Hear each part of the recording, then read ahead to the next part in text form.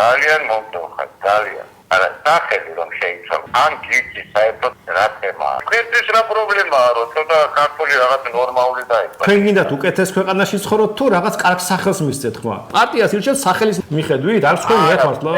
თქვენ ხმას იმიტომ არ გაძლევთ რომ ძველი გრეხებიო ჯაფარიძის სახითო მოკვებად იმის დაფუძნებულიაო და 2007 წლის ნოემბრის მერე ბიძინა მიშა არჩევინა ქართულ ხალხს. ჩვენ ხომ ასეთი ცოდვა არ ჩაგვიდენია მიშა ირჩიეთო, ხო არ გვითხოვს არავისთვის. ნუ კაი, ზურა ჯაფარიძე ყავდა, მაგრამ როგორც კი მან აურია წავიდა. ჩვენთან ხო არ არის ამორჩეველს არ ვაკადრეთ, ადამიანი რომელიც ურევდა. ხო და სახელი გირჩი რავი გირჩი ფიჭვის ხე არ გინახავთ, ანუ გირჩი ყველანაირი ხალხი გამიგია, რომელსაც მაგალითად არ მოწოვს კიტრი, არ მოწოვს პამიდორი, მაგრამ აი რაღაცა გირჩის მიმართო მე ალერგია მაქვს, მე ძახდეს, არ ვიცი, ანუ გირჩი თავის შინაარსით არის ნეიტრალური სახელწოდება. აი რო არ დაერქვა კონსერვატორი, რო არ დაერქვა ლიბერალი, რო არ დაერქვა დემოკრატი, რო არ დაერქვა პატრიოტი, იმიტომ რომ მოგეხსენებათ ჩვენმა კოლეგებმა ყველაფერს სახელი გაუფუჭეს. აიღო ისეთი ნეიტრალური სიტყვა, რომელსაც არ გააჩნია დადებითი არც უარყოფითი შთაბეჭდილება.